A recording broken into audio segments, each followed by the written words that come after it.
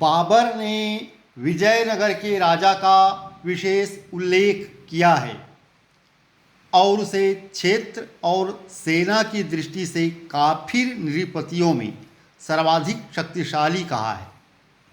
बाबर ने अपनी आत्मकथा में, अब जैसे कि उसने विजयनगर के राजा को काफिर कहकर संबोधित किया है और उसने काफिर नृपतियों में उसे सर्वाधिक शक्तिशाली कहा है। इस विशेष उल्लेख का अधिकारी था कृष्णदेवराय। कृष्णदेवराय का कार्यकाल 1509 से 1529 का रहा है। उसके शासनकाल में राज्य का विस्तार कृष्णा एवं तुंगभद्रा से लेकर दूर दक्षिण तक हुआ। डोमिंगो पेज, जो कि कृष्णदेवराय के दरबार में आने वाला एक पुर्तगाली था, नगर और राजधानी का बड़ा सजीव वर्णन किया है।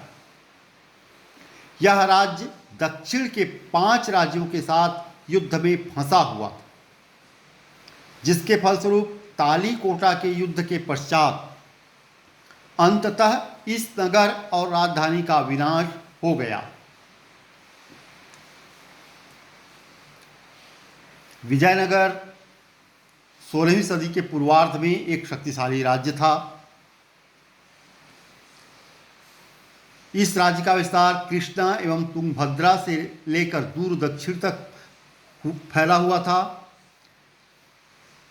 कृष्णदेवराय के दरबार में एक पुर्तगाली डोमिंगो पेज ने इस नगर और राजधानी का सजीव वर्णन किया है।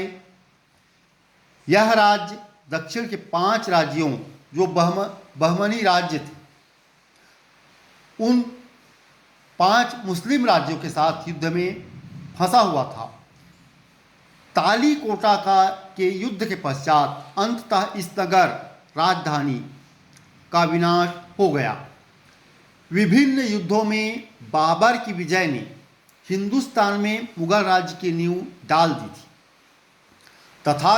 तथापि उसके पास इतना समय नहीं था कि वह अपनी इन विजयों को सुदृढ़ कर सकता था और यही कारण था कि वह किन्हीं ऐसी संस्थाओं की नींव नहीं डाल सका जो स्थायी महत्व की सिद्ध होती।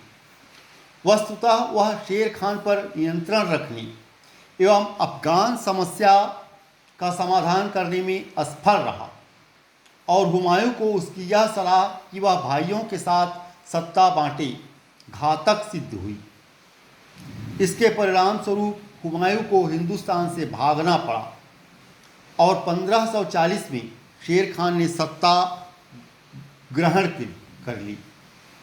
तत्पश्चात अपने 5 वर्ष के शासनकाल में शेर शाह का प्रयास एक ऐसा ढांचा तैयार करने का रहा जिससे मुगलों के लिए हिंदुस्तान का रास्ता बंद हो जाए और अफगानों के दूसरे शासन को स्थायित्व प्रदान किया जा सके। शेर शाह के जीते जी हुमायूं हिंदुस्तान नहीं लौट सका और शेर शाह की मृत्यु के बाद अफगानों के पतन के पश्चात ही मुगल साम्राज्य की पुनर्स्थापना की जा सकी। इस प्रकार इस बाबर ने नींव तो भले ही डाल दी थी, लेकिन वह स्थायित्व प्रदान नहीं कर सका था और अंततः उसके उत्तराधिकारी हुमायूं को शेर शाह के हाथों अपनी सत्ता गंवानी पड़ी और शेर शाह की जीते जी मुगल साम्राज्य की न तो पुनर्स्थापना हो सकी और न ही हुमायूं भारत वापस लौट सका। यह सब शेर शाह की मृत्यु के बाद ही ऐसा संभव हो सका। धन्यवाद। मेरे चैनल को लाइक करें, शेयर करें, सब्सक्राइब करें। धन्यवाद।